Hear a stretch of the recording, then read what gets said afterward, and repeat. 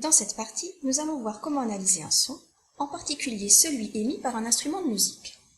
Prenons le La3, joué par un diapason, par le piano, ou bien, enfin, par la flûte traversière.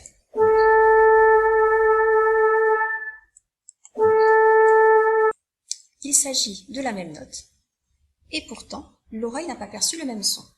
Pour l'expliquer, nous allons faire l'analyse spectrale de ces sons, c'est-à-dire étudier finalement la représentation de l'amplitude du son en fonction de la fréquence.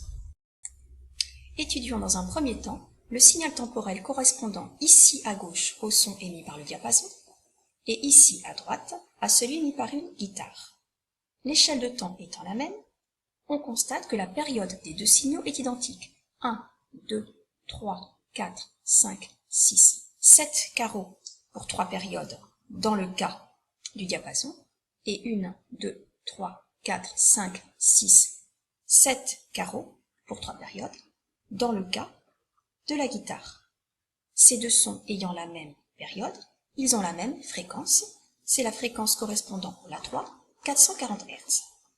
Par contre, le son émis par le diapason est un signal sinusoïdal. Il s'agit d'un son pur. Celui émis par la guitare est périodique mais non sinusoïdal. Il s'agit d'un son complexe, périodique, de fréquence également 440 Hz.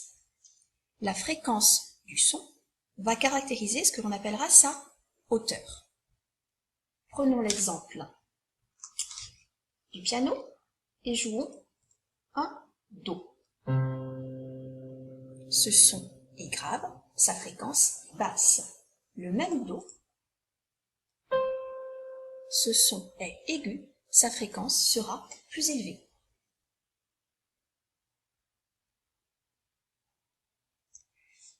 Faisons maintenant apparaître le spectre en fréquence de chacun de ces sons. Sur le spectre correspondant au son pur, on ne voit apparaître qu'un seul pic à 440 Hz. C'est ce que l'on appelle le fondamental. Il correspond bien à la fréquence de la note jouée. On le note F1 égale 440 Hz. Sur le spectre correspondant maintenant au son complexe, on voit apparaître une multitude de pics. Nous retrouvons ici à gauche, à 440 Hz, un pic intense, notre fondamental. Par contre, on voit également d'autres pics. Un pic à 880 Hz, c'est-à-dire 2 fois 440, le double. Puis un troisième pic à 1320, 3 fois 440 Hz. Un quatrième à 1760, 4 fois, 5 fois, 6 fois, 7 fois. Tous ces pics vont constituer ce que l'on appelle des harmoniques, et ce sont eux qui vont nous permettre de différencier le La3 émis par le diapason du La3 émis par une guitare ou par un piano. Voilà, donc les harmoniques qui sont des multiples de la fréquence principale. Tout son complexe périodique de fréquence F1 pourra donc être décomposé en une somme de sons purs de fréquence Fn qu'on appelle les harmoniques, de telle sorte que la fréquence de l'harmonique est égale à n fois la fréquence du fondamental. Avec n l'entier représentant le rang de l'harmonique, dans le cas de l'harmonique de rang 1, on retrouve le fondamental, l'harmonique de rang 2 a une fréquence double, l'harmonique de rang 3 a une fréquence triple, et ainsi de suite. F1 est la fréquence du fondamental, c'est-à-dire en fait la fréquence du son émis. Le nombre et l'amplitude des harmoniques caractériseront le timbre du son, c'est-à-dire ce qui permet de différencier le piano de la guitare, du diapason ou d'une voix humaine. À gauche, spectre du La3 produit par un piano. À droite, spectre du La3 produit par un saxophone.